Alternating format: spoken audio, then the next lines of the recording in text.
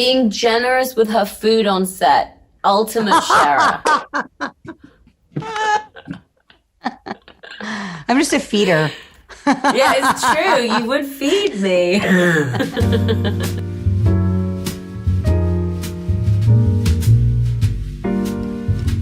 Florence and I first met in a rehearsal space. There was so much build up to the day that we were going to have a rehearsal and the day that we were going to meet each other. I actually had just got off a flight 2 hours previous. There was no time in the day for me to have showered in my trailer. So I remember just sitting there going, oh my God, I'm going to meet Scarlett Johansson and I'm smelly. Great. Fantastic. I was a little nervous because I was kind of geeked out. Charlotte and I have been geeking out. Let me tell my story. Sorry, It's I just can't believe that you geeked it's about out. you, my friend. I was a little intimidated, really, because you were very grounded and in yourself and there to do the work and everything. And I was like, everybody was like, okay, you ready to go over and meet Scarlett? And I was like, yes. Oh no, there is so much pressure and what am I going to say? And then we ended up tickling each other in a trust exercise. And yeah, it was all good.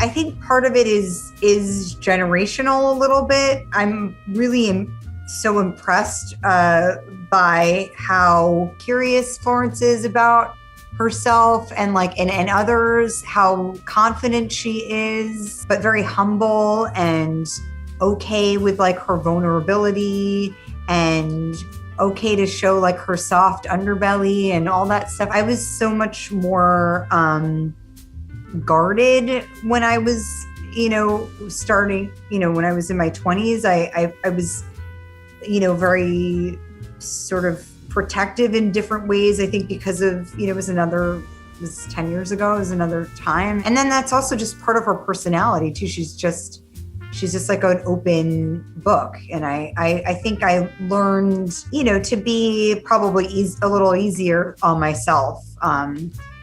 I feel like I always, Florence, every time I see her, she's like, don't say that. That's not true.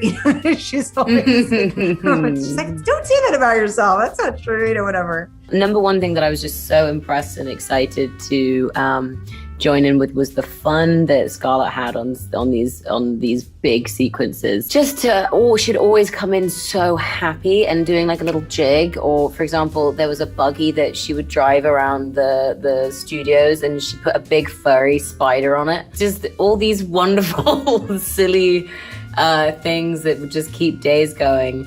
I also think one thing that I remember looking at and feeling really impressed and excited that I was in the room for was her ability to stop and rethink things. I think it was a very powerful thing for me to see as a young actress looking at this woman who has created this movie and this character, and her ability to actually pause and rethink something that doesn't work. Whereas I think a lot of the time, especially when you're younger, I suppose, I'm eager to please or get the job done or be like, yeah, sure, whatever. But it was really cool to see this woman just pause a set for a second and fix an issue and not worry about how many people were saying, come on, we may as well just shoot it. It was like Scarlett was taking control. So yeah, that was a wonderful thing to learn and watch.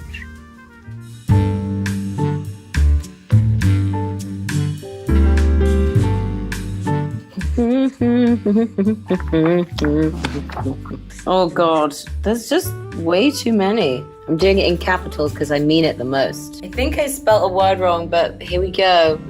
I got beautiful rosy cheeks when she laughs.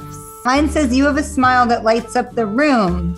Oh, stop it. Look at those rosy cheeks. See what I'm saying? Look what happens to her cheeks when she laughs. They go all up here and rosy. Being generous with her food on set. Ultimate sharer. I'm just a feeder. Yeah, it's true. You would feed me. It's because I was like, you're eating the same salad? Florence has a crazy salad that she's obsessed with, that she makes it every day. I just loved making salads, and Scarlett was like, here, have some of this garlic gazpacho before we do a scene that's so close that maybe instead of acting tears, you can just smell each other's breath. Well, I didn't want to be the only one. That was actually just selfish for me because I didn't want to Right. be the only person with garlic breath. Mine Right. says, "You're a wonderful listener. That's a real gift for those around you." Wonderful Oh, listener. It's true. Yeah. Florence is a very compassionate person. when we were on the pole, when we were hanging off the pole, Scarlett went down for a wee and she came back and she brought this tub of half-baked cookies. They weren't fully baked, they were half-baked, and we literally stood at the bottom of the pole before we got heaved back up and just ate them with our bare fingers, and it was just a mush of amazing cookie dough / melted chocolate. And then we were about to go and do an intense fighting hanging off a pole scene. Like, and now get into this Priorities. harness. No bathroom breaks for 3 hours. I don't fit.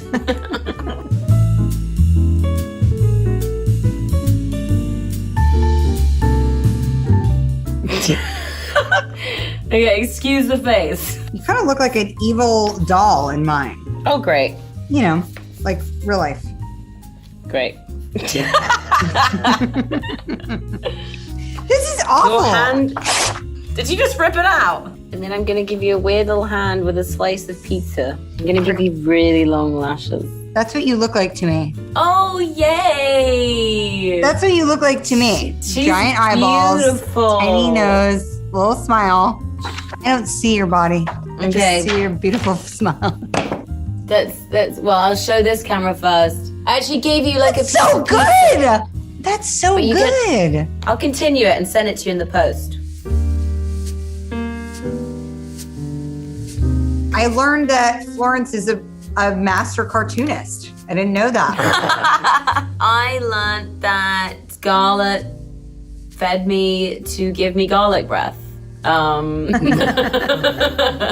learned a lot of things actually from Scarlett today. I didn't know how much she watched of me, and it's been really lovely to hear that she actually saw everything, and that all the things that I remembered as such massive moments in my memory of Black Widow filming was the same for her, and that's really cool.